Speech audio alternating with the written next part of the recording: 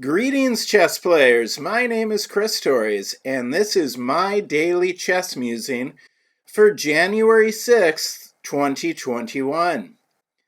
Today is the 30th anniversary of a groundbreaking achievement for chess and women's equality.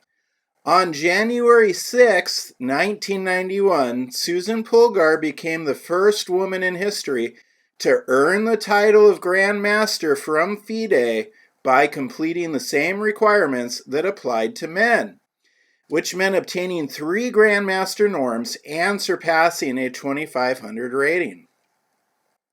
While Susan Polgar was the third woman to be awarded the Grandmaster title by FIDE, she was the first to break through the gender barrier in chess by earning her title the same way male players have to.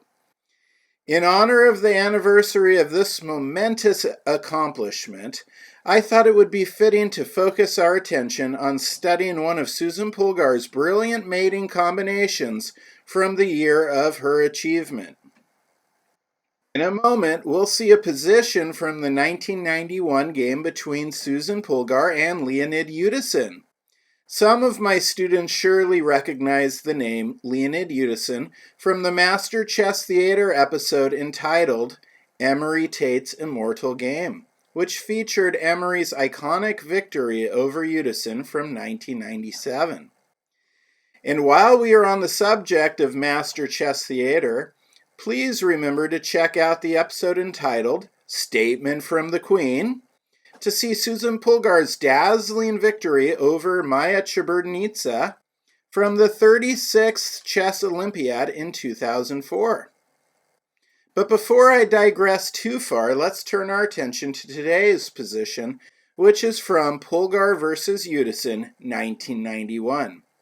It is white to move and mate in 7. What did Susan play, and how does it lead to mate in 7? So we'll start just a couple moves before the actual mate in 7 so you can get in the flow of the position. Susan Polgar plays 26, queen takes f6. And then Leonid Yudisin plays c3, scooting the pawn forward, creating a passed pawn attacking the knight. Susan Polgar moves her knight closer to her opponent's king. And then Leonid Yudisin plays c2, just one step away from promoting the pawn to maybe another queen or using the pawn to support a rook d1. Now Susan Polgar has mate in 7. White to move, mate in 7. I will give you 5 minutes, and you should try and write down what you think Susan Polgar's move is going to be, what the next move for white is, and as many variations as you can think of, as many branches and possibilities of the mate in 7 combination.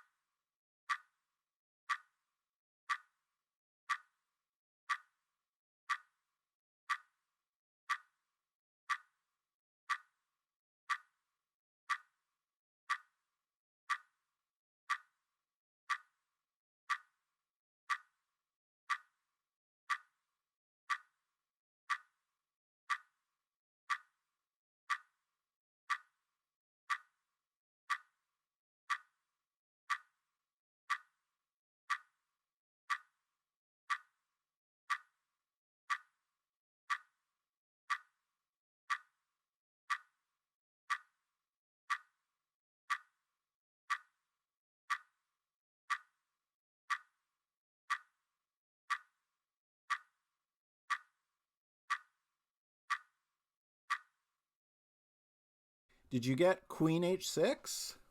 If you did, you are correct. With the queen on h6, it's forking the bishop on h5, but also threatening, obviously, h7 again, which is already threatened by the bishop, so that's a huge threat in itself. The knight's also threatening knight f6 check, knight g5, which would also threaten f7 and h7. And should this rook move out of the back rank, the rook is also threatening e8. So Susan's pieces are swarming around the already exposed black king. So Leonid Udison plays bishop g6, which saves the bishop and strengthens the king's defenses, but does not stop the knight from moving to f6 with check. King h8, knight e8. The last move of the game, and a beautiful move at that. Now white is threatening the queen on c7 and queen g7 mate. So here, Leonid Udison actually resigned, but he could have tried maybe queen c5 check. Black saves the queen. Then the white king moves to h1, but once the king sidesteps, black is in serious trouble. In fact, now it is a mate in 2 for white no matter what. For instance, rook takes e8, stops queen g7 mate, but allows rook takes e8, and then the queen has to block, and then rook takes f8, checkmate. I suppose after 31 king h1, black could have tried queen g1 check, maybe hoping that white would take with the rook to complicate things a little bit. But Susan would have taken with her king. King takes g1. And now white has a mate in 1 no matter what. Even if black promotes his pawn to a queen, queen g7, checkmate.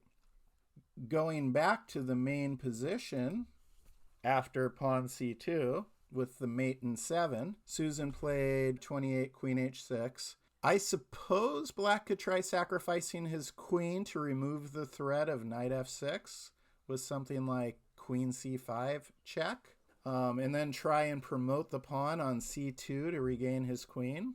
Let's see how that works out. Susan could take the queen. Knight takes c5.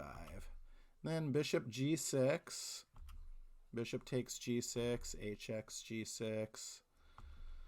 Knight d7, but knight d7 leaves black with no good options. For instance, playing f6 to create an escape square. Queen can take g6, king h8, knight takes f6. Once again, black can promote to a queen, but once again, it's at the expense of being checkmated. And finally, after Susan plays 28 queen h6, what happens if black just promotes the pawn straight to a queen? That's just pretty much ignoring the mating threats that white has. For example, knight f6 check, king to h8, and then queen h7 checkmate. So it is a foolproof mate in 7 and a very beautiful combination in that black is just one step away from promoting to a queen, but can't stop Susan from checkmating him. So let's look at the main line one last time up until the point that black resigns.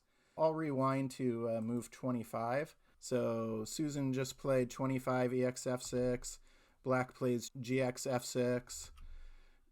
Queen takes f6. The queen's moving right into a very powerful position. c3 attacking the knight. Susan's knight moves closer to her opponent's king, though. c2, one step away from causing trouble, presumably, but now Susan has that mate in 7. Queen h6, all those good arrows. And then black played bishop g6, saving the bishop, strengthening the defenses, but not stopping knight f6. Then king g8, and then the last move of the game once again. And one of my favorites is this knight e8 move. It's just absolutely beautiful. It's a beautiful fork and just a very nice way to finish the game.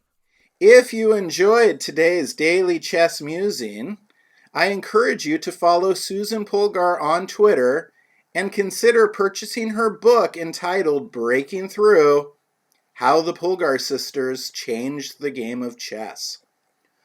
Also, be sure to check out Daily Chess Musings' Facebook page, follow me on Twitter at Torres Chess, join our Daily Chess Musings Club on chess.com, and peruse through all of our free lessons at dailychessmusings.com. And with that, I bid you adieu until tomorrow. But before you go, please remember to hit the subscribe button.